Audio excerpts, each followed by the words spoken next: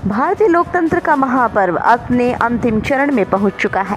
आपको बता दें, लोकसभा चुनाव 2024 7 चरणों में संपन्न किया जाना था, जिसमें से 6 चरण पूरे हो चुके हैं। केवल 1 जून को 7वां चरण बाकी है, जिसके बाद 4 जून को परिणाम घोषित कर दिए जाएंगे, जिससे पता चल जाएगा कि 2024 के लोकसभा चुनाव में कौन सा गठबंधन सरकार बनाने जा रहा है, कौन प्रधानमंत्री के रूप में देश की कमान संभालेगा। इसी क्रम में भारत सरकार के केंद्रीय मंत्री नितिन गडकरी ने एक जनसभा को संबोधित करते हुए पानी के महत्व को बताया। उन्होंने बरसात के पानी की उपयोगिता पर जोर देते हुए बताया कि इस तरह से बरसात के पानी का संग्रह कर उसे उपयोगी बनाया जा सकता है। इसके लिए उन्होंने महाराष्ट्र का उदाहरण दिया। हम 2-4 रहे न रहे, तेरा वैभव अमर रहे माँ, ये हमारा विचार है। आज मैं ऊपर से हेलीकॉप्टर से देख रहा था, अगर हमारी कोई समस्या है तो पानी की समस्या है। दौड़ने वाले पानी को चलने के लिए लगाओ, चलने वाले पानी को रुकने के लिए लगाओ, और रुके हुए पानी को जमीन को पीने के लिए लगाओ। गांव का पानी गांव में, खेत का पानी खेत में, और घर का पानी घर में। जैसे कोई व्यक्ति, अभी बात हुई थी ना, कोई सरकारी नौकरी करता है, कोई मिलिट्री में जाता है और रिटायर्ड होने के बाद अपना पैसा डिपॉजिट करके ब्याज पर अपना उदर निर्वाह करता है। हमारे यहां बरसात में पानी आता है, बह जाता है।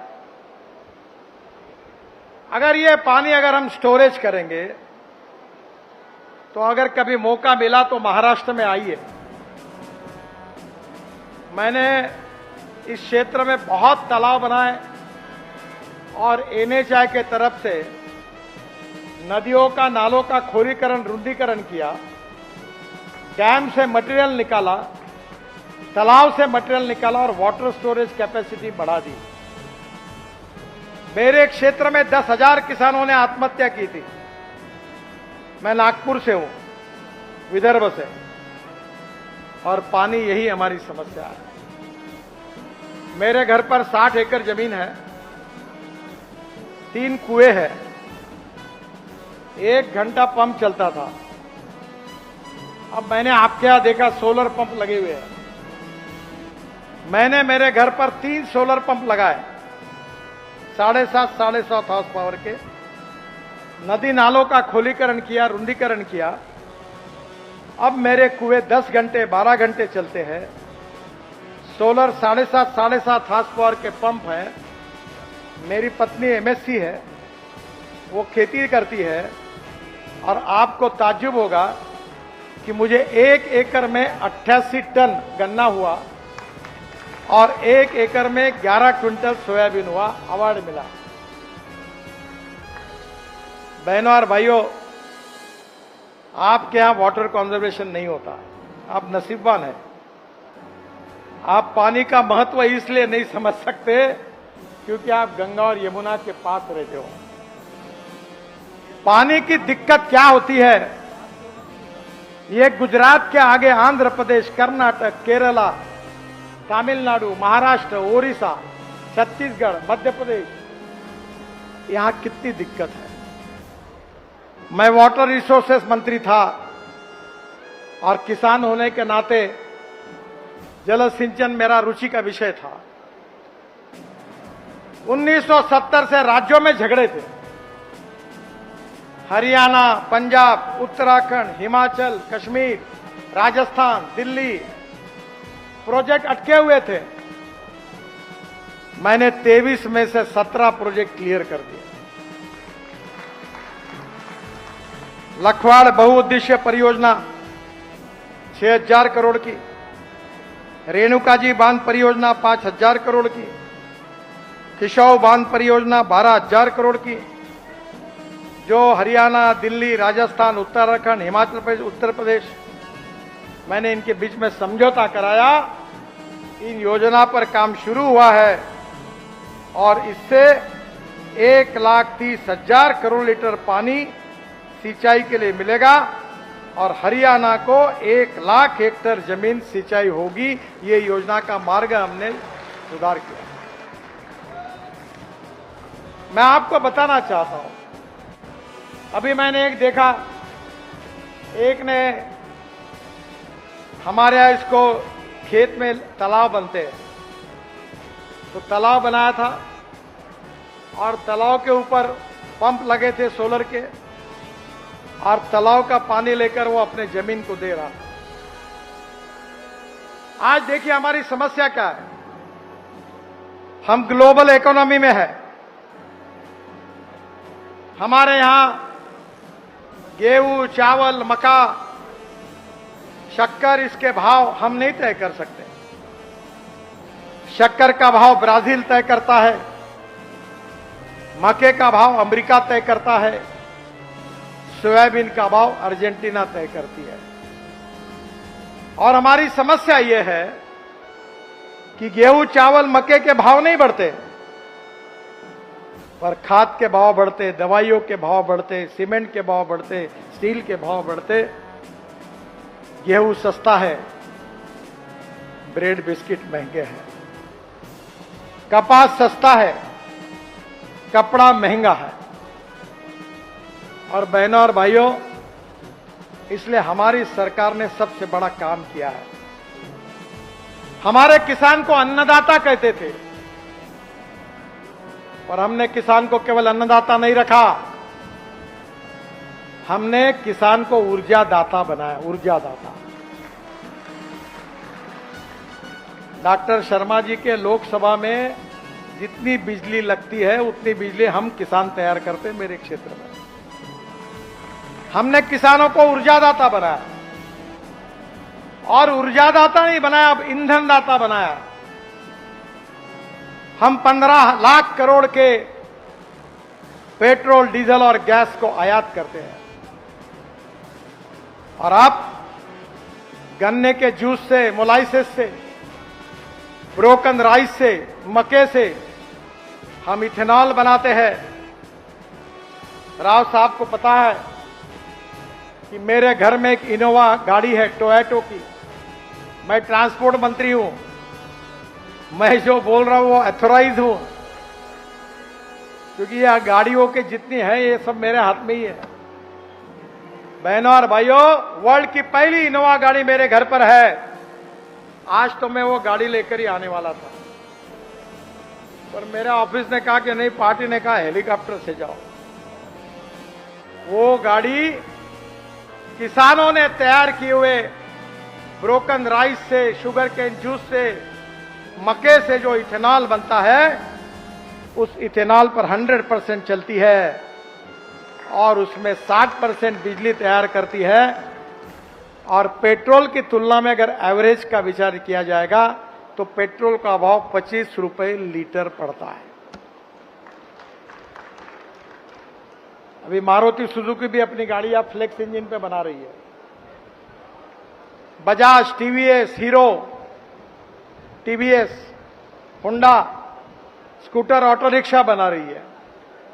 इस देश में electric car, electric scooter, electric bus मैंने ही लाई है, और आज आपको बता रहा हूं, 1 साल के अंदर डीजल पर नहीं तो इलेक्ट्रिक पर चलने वाला और इथेनॉल पर चलने वाला ट्रैक्टर भी आ रहा है। आपकी 50,000 रुपए की साल की बचत होगी। बहनों और भाइयों, अब किसान ईंधन दाता हुआ है। आपके हरियाणा में पानीपत में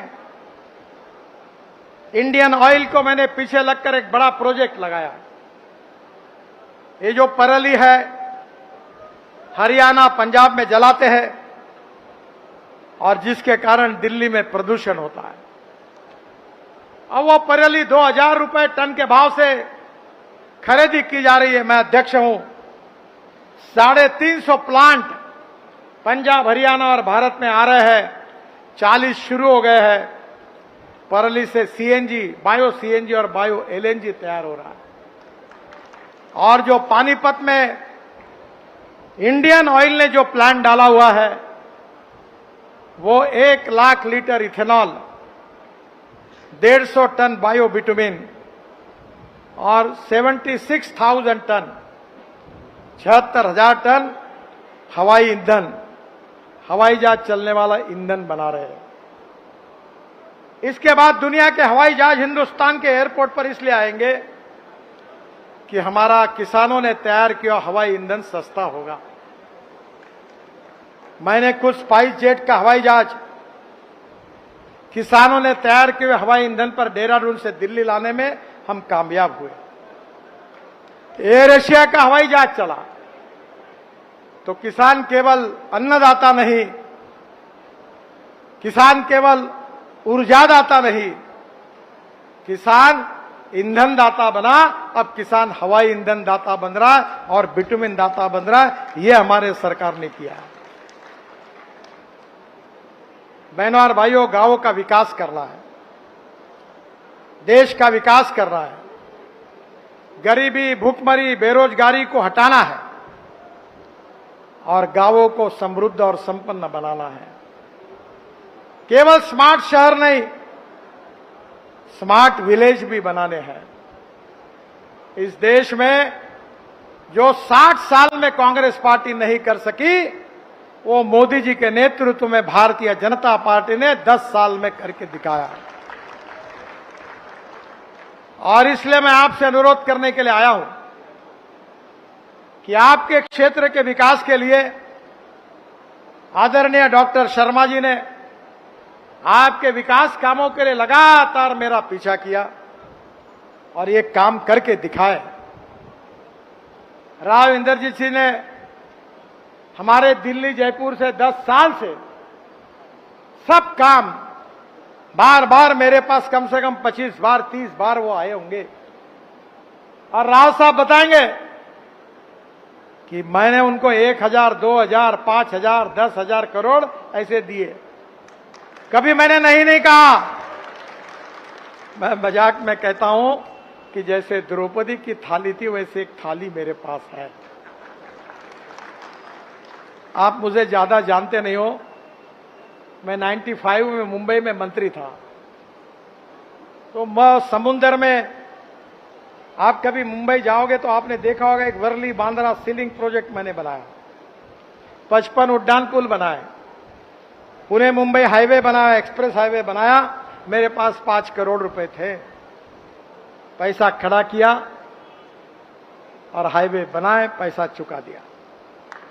अभी मेरे इनविट मॉडल में मुंबई स्टॉक एक्सचेंज में मैं गया था, हमें पैसा खड़ा करना था, 7 दिन का टाइम था, 7 घंटे में 7 टाइम्स ओवर सब्सक्राइब हो गया, पैसे की बारिश आई। इस देश में पैसे की कमी नहीं है, इस देश में ईमानदारी से देश के लिए काम करने वाले नेताओं की कमी है। मैं 10 साल में 50 लाख करोड़ के काम कर चुका हूं। कोई माई का लाल कह नहीं सकता, कोई कॉन्ट्रैक्टर कभी मेरे पास अपने कॉन्ट्रैक्ट को क्लियर करने के लिए मेरे घर पे आने की किसी को जरूरत नहीं पड़ी। 1 रुपए का करप्शन नहीं हुआ, क्योंकि हमने ईमानदारी से काम किया। हमारी इतिहास, हमारी संस्कृति, हमारी विरासत, हमारी प्रेरणा है। हमारी मातृभूमि, हमारी मदरलैंड, हमारा देश हम सर्वोपरि है। हम 2-4 रहे न रहे, तेरा वैभव अमर रहे मां, ये हमारा विचार है। हम देश के लिए काम करते हैं, गांव गरीब मजदूर किसान के लिए काम करते हैं। और मैं तो 75 में इमरजेंसी नहीं आती तो राजनीति में नहीं आता। जयप्रकाश जी के आह्वान पर राजनीति